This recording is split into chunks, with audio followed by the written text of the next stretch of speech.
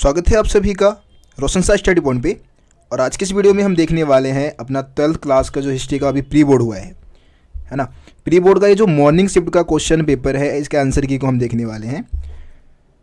तो देखिए, pre board के लिए लगभग मैंने आप लोगों का सिलेबस जो है कंप्लीट करवा दिया था। सिर्फ एक चैप्टर रह गया था, 15वां चैप्टर है ना। और 15वें चैप्टर से कोई खास क्वेश्चन आया भी नहीं है।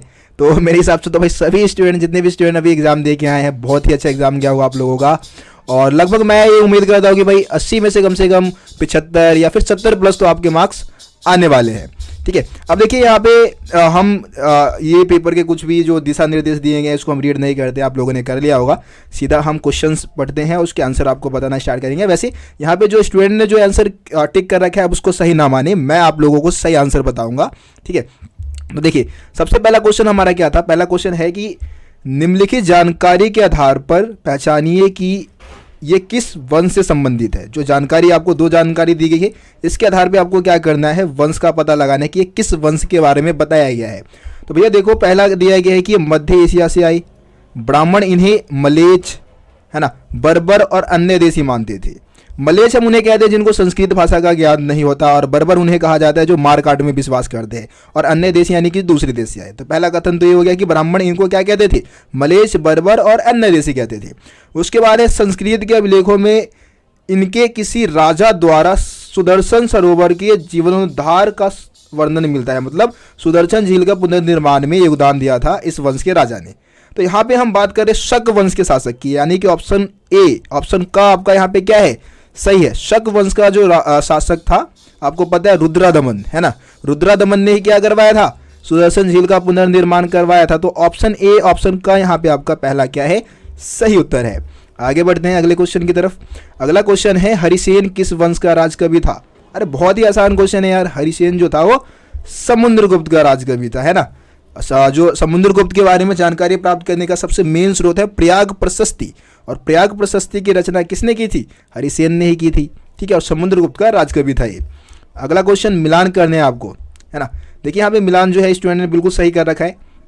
सबसे पहले मोहनजोदड़ो, मोहनजोदड़ो जाएगा आपका ऑप्शन बी के साथ, यानी कि सबसे प्रसिद्ध पुरा स्थल था ये। ठीक है, नागेश्वर की बात करें तो भाई समुद्र तट के समीप स्थित था ये, यानी कि ऑप्शन सी में जाएगा ये। उसके बाद धौलावीरा की बात करें तो ये ऑप्शन डी में जाएगा, है ना। हाल में ही छेद करने के लिए विशेष उपकरण मिले यहाँ से। उसके बाद हड़प्पा क्या है, सबसे पहले खोजा गया स्थल है। अगर आप ऑप्शन देखें तो पहले का बी, दूसरे का आपका है सी, तीसरे का है आपका डी, और चौथे का है ये, यानी कि यहाँ पे ऑप्शन ए, ऑप्शन का आपका क्या है, तीसरे का सही उत्तर है। ठीक है, आगे बढ़ते हैं। एक और चीज़ भाई, आप लोग यार कमेंट में अपना स्कोर जरूर बताएं। प्री बोर्ड में अभी आप आंसर की को देख लेंगे तो आपको पता लग जाएगा, एक अनुमान मिल जाएगा कि हाँ भैया इस मतलब रेंज में हमारे मार्क्स आने वाले हैं। तो आप लोग कमेंट में एक बार जरूर बताएं। मेरे को अच्छा लगता है जब बच्चे बताते हैं कि हाँ भैया एग्जाम अच्छा गया है और हमारे इतने स्कोर आ सकते हैं। तो आप लोग ईमानदारी से बताएं, ऐसा नहीं कि बढ़ा चढ़ा के आपको बताना है। ईमानदारी से आपके जितने भी मार्क्स आने वाले हैं एक बार आप कमेंट में मेरे को जरूर बताएं। ठीक है, आगे देखते हैं। अगला क्वेश्चन है मृच्छकटिकम नामक नाटक के रचयिता कौन थे। तो भैया देखो, मृच्छकटिकम को लिखा था शूद्रक ने। ठीक है, शूद्रक के द्वारा इसकी रचना की गई थी मृच्छकटिकम की। उसके बाद ऑप्शन मतलब अगला क्वेश्चन देखते हैं। क्वेश्चन नंबर है 5वां। पेरिपल्स यूनानी भाषा का शब्द है जिसका अर्थ डैश है। मतलब क्या है, पेरिपल्स का अर्थ क्या है, आपको इसमें बताना है। तो देखो भाई, पेरिपल्स का अर्थ होता है समुद्री यात्रा। ऑप्शन डी यहाँ पे आपका क्या होगा, सही होगा, समुद्री यात्रा इसका अर्थ होता है। उसके बाद अगला क्वेश्चन है मगध के राजा अजातशत्रु और बुद्ध के बीच बातचीत का वर्णन किस ग्रंथ में किया गया है। भैया बॉक्स से ये क्वेश्चन आ गया है, बैगनी रंग का जो बॉक्स है ना, उसमें ये चीज़ बता रखा है, ये टॉपिक दे रखा है। मतलब तो ये जो है शुद्ध पिटक से, मतलब इनके बीच में जो बातचीत है उसका वर्णन शुद्ध पिटक में किया गया है। आपको पता है कि बौद्ध ग्रंथ जो है त्रिपिटक के रूप में लिखा गया है ना, शुद्ध पिटक, विनय पिटक और अभिधम पिटक। तो शुद्ध पिटक में जानकारी हमें मिलती है। ऑप्शन का ए आंसर आपका यहाँ पे सही है। अगला क्वेश्चन देखते हैं। Question number 7। हम्पी को राष्ट्रीय महत्व के स्थल के रूप में कब मान्यता मिली। भैया देखो, हम्पी को जो राष्ट्रीय महत्व का जो स्थल के रूप में मान्यता दी गई थी वो 1976 में दी गई थी। यहाँ पे ऑप्शन का आपका क्या है, ऑप्शन ए आपका क्या है, इसमें सही उत्तर है। उसके बाद अगला क्वेश्चन देखते हैं। अगला क्वेश्चन है कृष्णदेव राय ने अपनी माँ के नाम पर विजयनगर के समीप किस उपनगर की स्थापना करवाई थी। तो भैया ये है आपका नगलपुरम, है ना। नगला देवी जो है कृष्णदेव राय की माँ का नाम था नगला देवी, और उनके नाम से मिलता जुलता एक उपनगर बनवाया विजयनगर के आसपास ही, जिसका नाम था नगलपुरम। यानी कि ऑप्शन सी यहाँ पे हमारा क्या है, सही उत्तर है। अगला क्वेश्चन देखते हैं भैया। अगला क्वेश्चन है, निम्न में से किस सूफी संत को गरीब नवाज कहा जाता है? तो गरीब नवाज की जो उपाधि दी गई थी वो शेख मोइनुद्दीन चिश्ती को दी गई थी। ठीक है, यानी कि ऑप्शन आपका यहाँ पे डी क्या है, सही उत्तर है। उसके बाद अगला क्वेश्चन देखते हैं। अगला क्वेश्चन है, निम्नलिखित दो वाक्य दिए गए हैं, एक अभिकथन है यानी कि ए अभिकथन है ना, और जो आर है वो एक तरीके से तर्क दिया गया है। ठीक है, उसमें से आपको क्या है, विकल्प चुनना है, सही विकल्प चुनना है जो भी हमारे पास दिए गए हैं।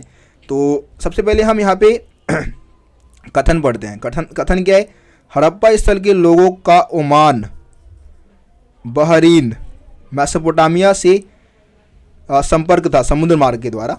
ठीक है, इन जगह के से क्या था, इनका संबंध था समुद्री मार्ग के द्वारा। ठीक है, और उसके बाद जो हमारा दिया गया है आर दिया गया है, यानी कि तर्क दिया है कि मेसोपोटामिया के लेखक मेलुआ को नाविकों का देश कहते थे। ठीक है, तो यहाँ पे देखिए अगर हम चारों ऑप्शन को पढ़ते हैं, ऑप्शन का दिया गया है दोनों वाक्य सत्य है, आर ए की सही व्याख्या करती है। तो मेरे हिसाब से देखो यार, यहाँ पे अगर हम ये देखें तो इन देशों के साथ व्यापार जो है वो समुद्र मार्ग के द्वारा ही होता था, और ये भी ऑप्शन आर भी एक तरीके से सही है।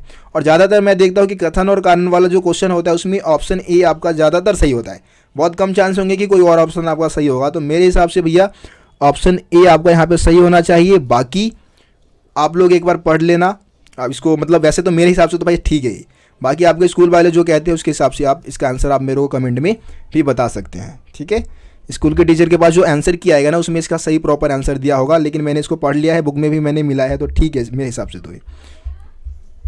उसके बाद ऑप्शन अगला क्वेश्चन जो दिया गया है, क्वेश्चन नंबर 11 दिया गया है, भारत में भूमि पर राजकीय स्वामित्व को राज्य तथा उसके निवासियों दोनों के लिए हानिकारक किसने बताया? तो भैया भू स्वामित्व का जो प्रश्न है वो किसने उठाया था? फ्रांसवा वर्नियर ने उठाया था, और ये बात फ्रांसवा वर्नियर ने कहा, यानी कि ऑप्शन सी आपका क्या है यहाँ पे सही उत्तर हो जाएगा। क्वेश्चन नंबर 12 देखते हैं। क्वेश्चन नंबर 12 है, 1851 में गवर्नर जनरल डलहौजी ने यह कथन कहा कि ये गिलास फल एक दिन हमारे मुंह में आ गिरेगा। गिलास फल से उसका अभिप्राय क्या है? तो गिलास फल किसके लिए कहा था? वो अवध के लिए कहा था, है ना, अवध को बहुत ज़्यादा महत्वपूर्ण मानता था। गिलास फल का मतलब यहाँ पे हमारा चेरी से है। ठीक है, चेरी इतना जितना कीमती होता है ना उतना ही वो अवध को महत्वपूर्ण मानता था, क्योंकि अवध की भूमि काफ़ी ज़्यादा उपजाऊ थी, कपास की खेती हो सकती थी यहाँ पे। ठीक है, नील की खेती के लिए उपजाऊ थी, तो इसलिए ये अवध के लिए इस्तेमाल किया गया था गिलास फल शब्द। अगला क्वेश्चन है 13वां क्वेश्चन है, इस्तमरारी बंदोबस्त के लागू किए जाने के समय बंगाल का गवर्नर जनरल कौन था? तो इस्तमरारी बंदोबस्त आपको पता है 1793 में लागू किया गया, है ना, और इस समय बंगाल के गवर्नर जनरल जो थे वो लॉर्ड कार्नवालिस थे। ऑप्शन ए आपका यहाँ पे क्या हो गया भैया, सही हो गया। अगला क्वेश्चन देखते हैं, निम्नलिखित में से कौन सा आंदोलन गांधी जी से संबंधित नहीं है? तो देखिए गांधी जी से संबंधित अगर हम आंदोलन की बात करें जिसमें उनका संबंध नहीं रहा, तो यहाँ पे मेरे को दो चीज़ों में डाउट है। ठीक है, मैं आपका यहाँ पे बता रहा हूँ। देखो, असहयोग आंदोलन तो महात्मा गांधी के द्वारा ही चलाया गया, भारत छोड़ो आंदोलन की बात करें ये भी महात्मा गांधी के द्वारा चलाया गया, खिलाफत आंदोलन जो है वो शौकत अली और मोहम्मद अली के द्वारा चलाया गया था, और स्वदेशी आंदोलन जो है वो ज़्यादातर मतलब लाल बाल और पाल के द्वारा चलाया जा रहा था। उस समय भारत में उनकी एंट्री भी नहीं हुई थी। ठीक है, तो मेरे हिसाब से यहाँ पे भैया ऑप्शन डी, ऑप्शन ख आपका सही होना चाहिए। आप मेरे को थोड़ा सा डाउट है खिलाफत आंदोलन के बारे में, लेकिन खिलाफत आंदोलन को क्योंकि उन्होंने असहयोग के साथ मिला दिया था तो जाहिर सी बात है थोड़ी बहुत भूमिका हम मान सकते हैं। लेकिन यहाँ पे स्वदेशी आंदोलन जो है वो, वैसे स्वदेशी आंदोलन तो भैया ये होता है कि हम खुद की देश की जो वस्तु है उसका इस्तेमाल करने पर बल देते हैं, तो स्वदेशी आंदोलन है, और महात्मा गांधी भी ऐसा ही करते थे। थोड़ा सा इस कारणवश मेरे को डाउट है, तो मेरे हिसाब से भैया ऑप्शन आपका यहाँ पे डी सही होगा। आप लोग क्या करके आए हैं आप लोग एक बार कमेंट में मेरे को ज़रूर बताएं। ठीक है, उसके बाद हम देखते हैं अगला क्वेश्चन। 15वां क्वेश्चन है, निम्नलिखित में से कौन सा कथन सत्य है? मतलब सत्य कथन आपको सेलेक्ट करना है। देखो, पहला कथन दिया गया है कि मार्च 1942 में राजद्रोह के आरोप में गांधी जी को गिरफ्तार कर लिया गया। देखो भैया ये जो कथन है वो गलत है। मार्च 1942 नहीं होगा बल्कि 1922 होगा। 1922 में महात्मा गांधी को गिरफ्तार कर लिया गया था, क्योंकि चौरी चौरा जो हत्याकांड है, अग्निकांड जो है, आपको पता है पुलिस स्टेशन में आग लगा दिया गया था और उसमें लगभग 22 से 23 पुलिस वाले मारे गए थे और इस कारण महात्मा गांधी को गिरफ्तार किया गया। ठीक है, तो ये कथन तो भैया पहला आपका गलत हो चुका है। दूसरा देखिए, गांधी जी पर जांच की कार्यवाही की अध्यक्षता जस्टिस CN ब्रूमफील्ड ने की, तो ये भैया बिल्कुल सही है। ठीक है, ये कथन बिल्कुल सही है कि ब्रूमफील्ड ने क्या किया था, उनकी जांच की जो अध्यक्षता है वो की थी। तो ऑप्शन हम देखिए तो भैया ऑप्शन आपका यहाँ पे बी ख ऑप्शन आपका क्या है, सही है। केवल सेकंड जो कथन है वो आपका सही है। अगला क्वेश्चन देखते हैं, क्वेश्चन नंबर 16। सत्याग्रह के रूप में जानी गई अहिंसात्मक विरोध की अपनी विशिष्ट तकनीक का इस्तेमाल गांधी जी ने सर्वप्रथम कहाँ किया? तो देखिए, ये जो सत्याग्रह का इस्तेमाल सर्वप्रथम महात्मा गांधी ने जो किया था वो दक्षिण अफ्रीका में किया था। ठीक है, ऑप्शन ए आपको यहाँ पे सही है। 17वां क्वेश्चन देखते हैं कि एक हास्यपरक व्यंग्य की ब्रिटिश पत्रिका पंच में प्रकाशित एक कार्टून में किसे एक भव्य बुजुर्ग के रूप में दर्शाया गया? उसका हाथ एक सिपाही के ऊपर है। तो देखिए, ये 1857 के विद्रोह के दौरान जो चित्रों वाला जो टॉपिक है ना, वहाँ से क्वेश्चन बनाया गया है और एक बुजुर्ग के रूप में लॉर्ड कैनिंग को दिखाया गया था। किसको? लॉर्ड कैनिंग, है ना, जो कि एक सैनिक के ऊपर, जो कि भारतीय सिपाही है, उसके ऊपर हाथ रख रखा है सर के ऊपर और उसको बोल रहे शांत हो जाओ, ऐसा कुछ ये चित्र में था। तो ये लॉर्ड कैनिंग के बारे में है।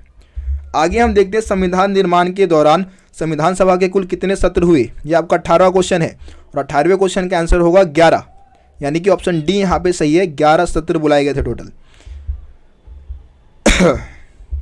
अगला क्वेश्चन है, संविधान सभा के किस सदस्य ने पृथक निर्वाचिका का पक्ष लिया? जो पृथक निर्वाचिका होता है ना कि भाई अलग अलग चुनाव क्षेत्र में अलग अलग लोग क्या करेंगे, अपने प्रतिनिधि को चुनेंगे, और इसके सपोर्ट में थे बी पोकर बहादुर। ये आपका 15वें चैप्टर का क्वेश्चन है और 15 चैप्टर मैंने अभी करवाया नहीं है, ठीक है, और ज़्यादा क्वेश्चन आया भी नहीं है उस चैप्टर से। तो इसका आंसर क्या होगा? बी पोकर बहादुर। 20वां क्वेश्चन देखते हैं। 20वां क्वेश्चन है, त्रिपिटक शब्द का क्या अर्थ है? भैया देखिए, त्रिपिटक का मतलब है 3 टोकरियाँ। जो गौतम बुद्ध की जो शिक्षाएं हैं उसको त्रिपिटक, मतलब गौतम बुद्ध की जो भी जीवनी है और उनके बारे में जो कुछ भी हमें जानकारी मिलती है वो त्रिपिटक से मिलती है, यानी कि 3 टोकरियाँ, 3 भाग है, शुद्ध पिटक, विनय पिटक, अभिधम पिटक, है ना, तो इसलिए इसको 3 टोकरी बोलते हैं हम। आगे देखिए, अगला क्वेश्चन है, निम्नलिखित में से कौन सा कथन सत्य है? अब 2 कथन दिए गए हैं, आपको बताना है कौन सा सत्य है। हम पढ़ते हैं भाई इसको। 5वीं रिपोर्ट एक ऐसी रिपोर्ट थी जो एक प्रवर समिति द्वारा तैयार की गई थी। तो बिल्कुल सही है, ये जो रिपोर्ट है वो प्रवर समिति के द्वारा ही बनाई गई थी, है ना। और यहाँ पे हम देखते हैं कि ये रिपोर्ट भारत में ईस्ट इंडिया कंपनी के शासन के स्वरूप पर ब्रिटिश संसद में गंभीर वाद विवाद पर आधारित थी। मतलब ब्रिटेन के संसद में ना 5वीं रिपोर्ट के कारण जब 1813 में इसको ब्रिटेन के संसद में पेश किया गया तो एक गंभीर वाद विवाद बहस का मुद्दा बना। तो मेरे हिसाब से यहाँ पे दोनों कथन क्या है? सही है, यानी कि ऑप्शन सी आपका यहाँ पे क्या होगा भैया? दोनों कथन सत्य है, सी आपका सही है। अब आ गया लॉन्ग क्वेश्चन, सेक्शन बी में आ चुके हम लोग, और सेक्शन बी के क्वेश्चन है 3 नंबर के, है ना, 3 मार्क्स के क्वेश्चन है। और पहला क्वेश्चन थोड़ा लॉजिकल है, आप इसको बनाकर कर सकते हैं। बुक में कोई टॉपिक ऐसा है नहीं, लेकिन आप इसको बनाकर ही कर पाएंगे। हड़प्पा सभ्यता के लोगों के सामाजिक जीवन की 3 प्रमुख विशेषताओं का वर्णन कीजिए। तो सामाजिक जीवन के बारे में आपको बताना है। सामाजिक जीवन में हम क्या क्या बता सकते हैं, है ना। समाज में क्या भेदभाव होता था, अमीरी गरीबी के आधार पे कोई भेदभाव होता था। पूजा पाठ के बारे में भी हम बता सकते हैं, है ना। थोड़ा सा धार्मिक विशेषता भी आप बता सकते हैं। रहन सहन का भी वर्णन आप समाज में कर सकते हैं, सामाजिक विशेषताओं में, ठीक है। तो सामाजिक विशेषता में आप बता सकते हैं कि भाई जो हड़प्पा सभ्यता है वहाँ पे मतलब ज़्यादा जातिगत भेदभाव नहीं देखने को मिला है। इसके अलावा समाज में ज़्यादातर बराबरी थी, है ना, लोगों की स्थिति एक बराबर थी, ज़्यादा भेदभाव नहीं था। लोग खेती करते थे, खेती करने के लिए बैलों का इस्तेमाल करते थे, हलों का इस्तेमाल किया करते थे। विशेषकर पेड़ पौधों से भोजन अपना प्राप्त किया करते थे। निर्वाह के तरीके भी आप इसमें लिख सकते हैं। मतलब इसका कोई एक एग्जैक्ट आंसर हम नहीं बता सकते हैं, ठीक है। आप अपने हिसाब से बनाए। धर्म के बारे में भी आप थोड़ा सा बहुत बता सकते हैं कि भाई मातृ देवी की पूजा करते थे, शिव की पूजा करते थे। ये सारी चीज़ें आप थोड़ा बहुत आप मिक्सर करके इसका आंसर सामाजिक विशेषता में बता सकते थे, ठीक है। उसके बाद अगला क्वेश्चन है इसी में, अथवा में एक और ऑप्शन में दे रखा है कि हड़प्पा वासियों की धार्मिक विशेषताओं की जानकारी प्राप्त करने में वहाँ से प्राप्त मोहरे किस प्रकार सहायक है। तो देखिए भैया, हड़प्पा सभ्यता की धार्मिक विशेषता के बारे में जो हमें जानकारी मिलती है वहाँ की मोहरों से पता चल जाती है। जैसे कि एक मोहर पे एक स्त्री को दिखाया गया है जो कि गहने से लदी हुई थी और उसको मातृदेवी की संज्ञा दी गई, यानी कि मातृदेवी की पूजा करते थे। कई मोहरों पे हमें ऐसे चित्र बने हुए मिले जिसमें एक व्यक्ति है भव्य मुद्रा मतलब भव्य मुद्रा में बैठा हुआ है, योगी की मुद्रा में बैठा हुआ है। उसके चारों तरफ बहुत सारे जानवर है जिन्होंने घेरा लगा रखा है, हाथी, बैल, गेंडा, है ना। इसको शिव की संज्ञा दी गई। इसके अलावा शिवलिंग के अवशेष मिले हैं।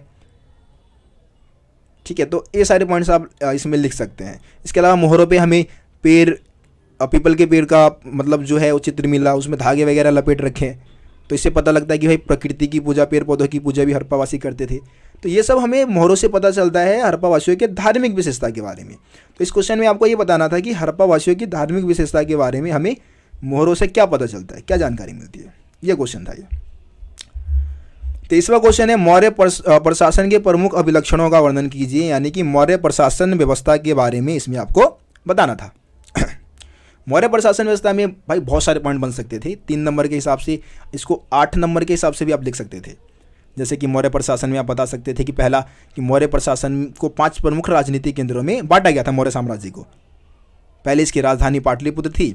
4 प्रांतीय केंद्र जैसे कि तक्षशिला, उज्जैनी, तोसली, स्वर्णगिरी, ये सब शामिल थे। इन प्रांतीय केंद्रों का चयन बहुत ही सावधानीपूर्वक तरीके से होता था। जैसे कि तक्षशिला और उज्जैनी ये लंबी दूरी वाले व्यापार मार्ग पर स्थित थे।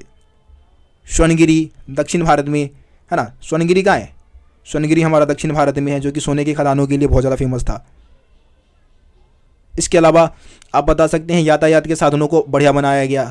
जो आपका नदी मार्ग है, स्थल मार्ग है, दोनों से आवागमन के साधनों को विकसित किया गया ताकि सैनिकों का आवागमन एक जगह से दूसरी जगह पे, लोगों का आवागमन एक जगह से दूसरी जगह पे आसानी से हो सके। मैक्सनीज ने अपनी इंडिका में एक समिति और 6 उप समिति का वर्णन किया। आप 6 उप समिति के कार्य बता सकते थे। जैसे कि पहली उप समिति नौसेना का संचालन करती थी, दूसरी उप समिति खान पान और यातायात का संचालन करती थी, तीसरी उप समिति का काम क्या था? पैदल सैनिकों का संचालन करना, चौथी उप समिति जो थी वो अश्वरोहियों का संचालन करती थी, पाँचवीं उप समिति रथरोहियों का संचालन करती थी, छठी उप समिति जो थी वो हाथियों का संचालन करती थी। तो इस तरीके से 6 उप समितियों के कार्य आप बता सकते थे। आखिर में आप दूसरी उप समिति की विशेष भूमिका आप बता सकते थे। दूसरी उप समिति जो है उसका मेन काम था सैनिकों के लिए भोजन की व्यवस्था करना, पशुओं के लिए चारे की व्यवस्था करना, सैनिकों के आने जाने के लिए बैलगाड़ी की व्यवस्था करना। तो ये सब दूसरी उप समिति की भूमिका आप बता सकते थे। आप इसमें धम्म महामात्र के बारे में लिख सकते थे कि भाई अशोक ने क्या किया था, अपने साम्राज्य में धम्म का प्रचार करने के लिए विशेष अधिकारियों की नियुक्ति की थी, जिनको हम क्या बोलते हैं? धम्म महामात्र। ये क्या करते थे? अशोक के साम्राज्य में घूम घूम कर उसके धम्म का प्रचार किया करते थे। तो ये सारे पॉइंट्स आप इसमें लिख सकते थे। आगे हम बताएंगे 24वां क्वेश्चन जो है। 24वां क्वेश्चन दिया गया है विजयनगर प्रशासन में अमर नायक प्रणाली की 3 विशेषताओं का उल्लेख कीजिए। अब अमर नायक प्रणाली बहुत ही आसान क्वेश्चन, ये चैप्टर नंबर 7 का क्वेश्चन है ना, 7वें चैप्टर का क्वेश्चन है आपका ये, और बहुत ही आसान है। तो अमर नायक प्रणाली क्या है? विजयनगर साम्राज्य की एक प्रमुख राजनीतिक खोज थी और इस प्रणाली के कई तत्व जो है वो दिल्ली सल्तनत की जो एकता प्रणाली थी, एकता प्रणाली से ली गई थी, है ना। अमर नायक होते कौन थे भैया? अमर नायक होते थे सैनिक कमांडर, है ना, सैनिक कमांडर होते थे। और इनको राय द्वारा क्या मिलता था? राय द्वारा प्रशासन चलाने के लिए राज्य क्षेत्र दिया जाता था, जहाँ से वो क्या करते थे? अपनी शासन चलाते, मतलब उस इलाके की शासन व्यवस्था को देखते थे। ये क्या करते थे? किसानों से, शिल्पकारों से, व्यापारियों से कर वसूलते थे। जितने भी भू राजस्व है वो कर वसूल रहे हैं।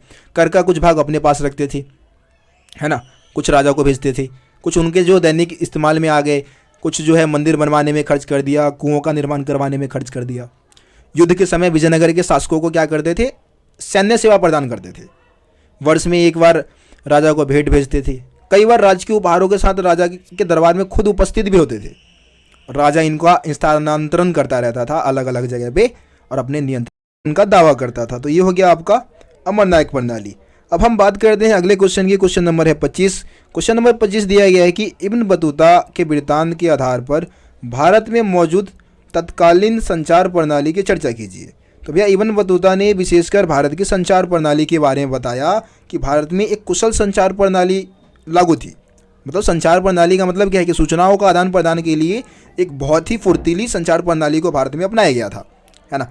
इसमें आपका एक तो दावा था और एक आपका उलूक था, ठीक है। दावा में क्या होता था भैया, दावा में आपका पैदल व्यक्ति सूचनाओं का आदान प्रदान करता था, पैदल व्यक्ति के माध्यम से सूचनाओं को भेजा जाता था। उलूक में क्या है, घुड़सवार सिपाही मतलब घुड़सवार जो मतलब व्यक्ति होता था वो क्या करता था, अपने घोड़ों के माध्यम से सूचनाओं का आदान प्रदान करता था। और ये मतलब इतनी ज़्यादा कुशल थी कि अगर हम जैसे अगर दिल्ली से अगर हम मुल्तान की बात करें तो मतलब 40 दिन का सफ़र था, लेकिन इस संचार प्रणाली के माध्यम से 4 दिन में सूचनाओं को भेजा जा सकता था, ठीक है। इसी तरीके से अगर हम दिल्ली से सिंध तक की दूरी की बात करें तो अगर इसमें अगर 50 दिन लगता था तो इस संचार प्रणाली के माध्यम से सिर्फ 5 दिन में सूचनाओं को भेजा जा सकता था। तो ये बता सकते हैं आप इसमें, ठीक है, इब्न बतूता के अनुसार संचार प्रणाली के वर्णन में। अब अगला क्वेश्चन देखते हैं। अगला क्वेश्चन है 26वां क्वेश्चन, ब्रिटिश भू राजस्व नीति ने ताल्लुकदारों की हैसियत और सत्ता को किस प्रकार चोट पहुंचाया। तो अंग्रेजों ने क्या किया था, भू राजस्व की नीति अपनाई थी और उसके माध्यम से ताल्लुकदारों की सत्ता को छीन लिया, ठीक है। कौन सी भू राजस्व प्रणाली अपनाई थी, कौन सी भू राजस्व प्रणाली अपनाई गई थी, तो यहाँ पे आपका है एक 1856 में लागू किया गया था एक मुश्त बंदोबस्त, ठीक है। ये एक तरीके से भू राजस्व प्रणाली थी। एक मुश्त बंदोबस्त के अंतर्गत अंग्रेजों ने बोला कि हम क्या करेंगे, ताल्लुकदारों की जो ज़मीनें हैं ना वो उनकी ज़मीनें नहीं है, उन्होंने किसानों की ज़मीनों को गलत हथकंडे अपना के क्या कर लिया, उनकी ज़मीन को हथिया लिया, ठीक है। अब हम क्या करेंगे, एक मुश्त बंदोबस्त लागू करके मतलब 1856 में उन्होंने एक मुश्त बंदोबस्त लागू कर दिया और बोल दिया कि इस बंदोबस्त के अंतर्गत क्या करेंगे, ताल्लुकदारों से ज़मीन को ले लेंगे और उस ज़मीन को किसको सौंप देंगे, किसानों के हाथ में सौंप देंगे, ऐसा इन्होंने कहा। लेकिन वास्तव में देखिए हुआ क्या कि वास्तव में उन्होंने किसानों से मतलब ताल्लुकदारों से ज़मीन तो छीन लिया, लेकिन वो किसानों को नहीं दिया, उस पर खुद ही उन्होंने अधिकार जमा लिया और उस ज़मीन को के ऊपर किसानों से खेती करवाने लगे और ज़्यादा टैक्स लगाया। तो ये पॉइंट आप यहाँ पे लिख सकते थे, 3-4 पॉइंट आप बना सकते थे इसमें। इसके अलावा उनके किले भी ध्वस्त कर दिए गए थे, उनकी सैनिक टुकड़ियों को भंग कर दिया गया, ये पॉइंट्स भी आप इसमें लिख सकते थे, ठीक है। मेन आंसर जो मैंने था वो पहले बता दिया, बाद बाकी आप किले ध्वस्त कर दिए गए, सैनिक टुकड़ियाँ भंग कर दी गई, ये सारे पॉइंट भी इसमें आप लिख सकते थे। उसके बाद इसी में अथवा में एक और आसान सा क्वेश्चन दे रखा है कि अंग्रेजों ने 1857 के विद्रोह को कुचलने के लिए क्या कदम उठाए। बहुत ही हलवा क्वेश्चन था, बहुत ही आसान क्वेश्चन था, है ना। आसान कैसे है भाई, बिल्कुल सरल भाषा में आप इसका आंसर दे सकते हैं। जैसे कि मार्शल लॉ लागू किया गया, है ना। मार्शल लॉ के अंतर्गत क्या था कि भाई सजाए मौत का प्रावधान था। जो छोटे मोटे सिपाही थे या जो आम ब्रिटिश नागरिक थे उनको भी ये इजाज़त दे दी गई थी कि किसी भारतीय पे अगर शक हो गया कि भाई वो विद्रोह में शामिल होने वाला है या विद्रोह करने वाला है तो उसके लिए एक ही सज़ा थी, सजाए मौत, सीधा शूट कर दो जहाँ मिले। तो ये मार्शल लॉ लागू किया गया। ब्रिटेन से नई सैनिक टुकड़ियाँ मंगाई गई क्योंकि सैनिकों की कमी थी, तो इसलिए इसके माध्यम से भी विद्रोह को दबाने में मदद मिला। इसके अलावा दिल्ली पर 2 तरफा हमला किया गया, एक हमला कलकत्ता से, दूसरा हमला पंजाब से, इससे भी विद्रोह का दमन हुआ। जमींदारों का इस्तेमाल किया गया, जमींदारों का, है ना, जमींदारों का इस्तेमाल किया गया और जमींदारों को लालच दिया गया, बहुत सारे जमींदारों को, कि भैया तुम क्या करो, इस विद्रोह को ख़त्म करने में, 1857 के विद्रोह को ख़त्म करने में हमारी सहायता करो, हम तुमको इनाम देंगे, बहुत बड़ी राशि देंगे, तुम्हारी ज़मीनें वापस कर देंगे। बहुत सारे जमींदारों ने मना कर दिया, नहीं अंग्रेज लोग हम तुम्हारी बात को नहीं मानेंगे।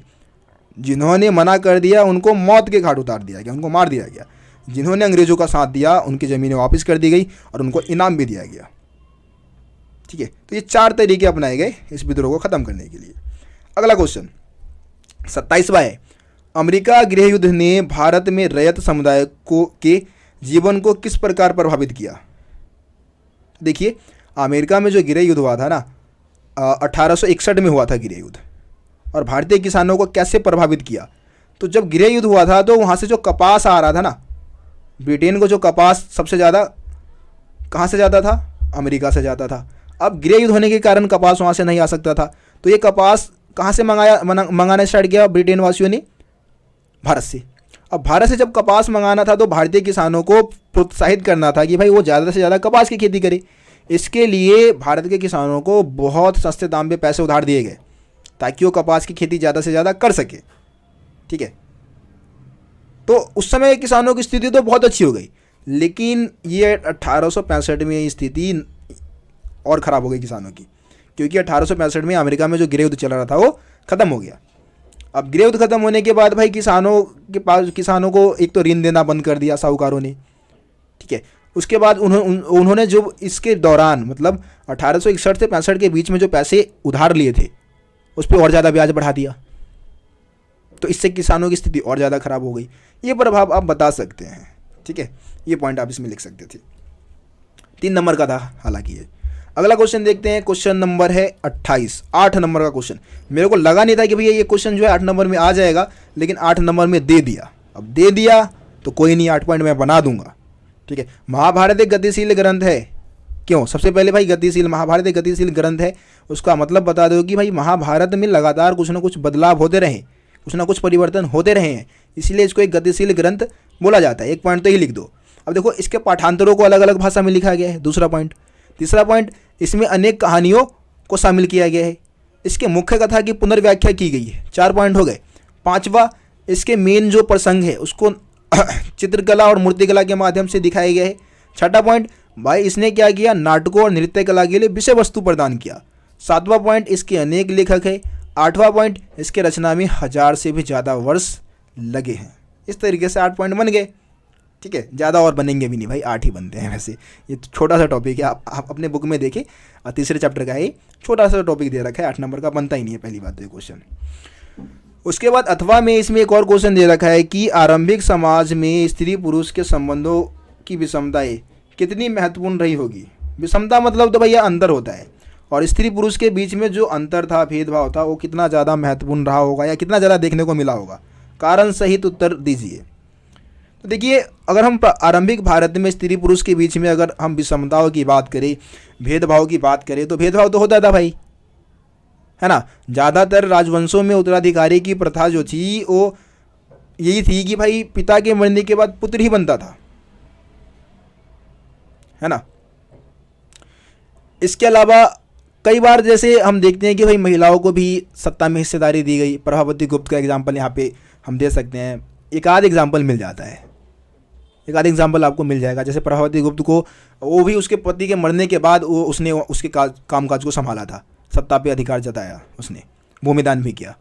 इसके अलावा एक और एग्जाम्पल है आपका, प्रभावती गुप्त तो हो गई, हाँ, गौतमी पुत्र श्री सातकर्णी की हम बात करें तो वो अभी मतलब माता को महत्व देता था। जितने भी मतलब सातवाहन वंश के राजा, वे अपने नाम के आगे माता का नाम लगाते थे। तो इससे पता लगता है कि भाई हाँ, मतलब महिलाओं को भी महत्व दिया गया।